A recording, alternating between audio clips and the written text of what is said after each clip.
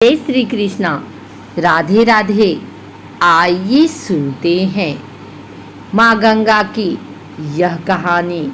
जो पाप गंगा में धोया जाता है वो कहाँ जाता है।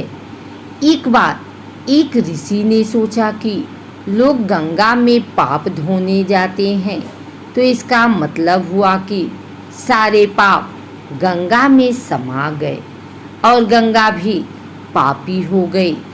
अब यह जानने के लिए तपस्या की कि पाप कहाँ जाता है। तपस्या करने के फलस्वरूप देवता प्रकट हुए तो ऋषि ने पूछा कि भगवान, जो पाप गंगा में धोया जाता है वह पाप कहाँ जाता है। भगवान ने कहा कि चलो गंगा जी से ही पूछते हैं।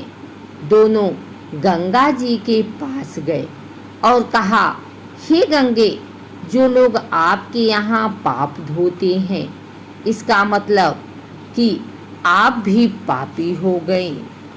गंगा जी ने कहा, मैं क्यों पापी हुई, मैं तो सारे पापों को लेकर जाकर समुद्र को अर्पित कर देती हूँ। अब तो लोग समुद्र के पास गए। हे सागर, गंगा पाप आपको अर्पित कर देती हैं, इसका मतलब आप भी पापी हुए। समुद्र ने कहा, मैं क्यों पापी हुआ, मैं तो सारे पापों को लेकर भाप बनाकर बादल बना देता हूँ। अब वे बादल के पास गए और कहा, हे बादलों, समुद्र जो पापों की भाप बनाकर बादल बना देते हैं इसका मतलब आप भी पापी हुए।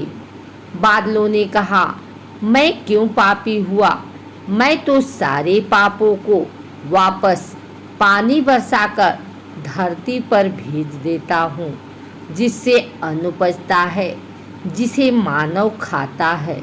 उस अन्न में जो अन्न जिस मानसिक स्थिति से उगाया जाता है और जिस वृत्ति से प्राप्त किया जाता है, जिस मानसिक अवस्था में खाया जाता है, उसी के अनुसार मानव की मानसिकता बनती है। इसीलिए कहते हैं, जैसा खाए अन्न वैसा बनता मन।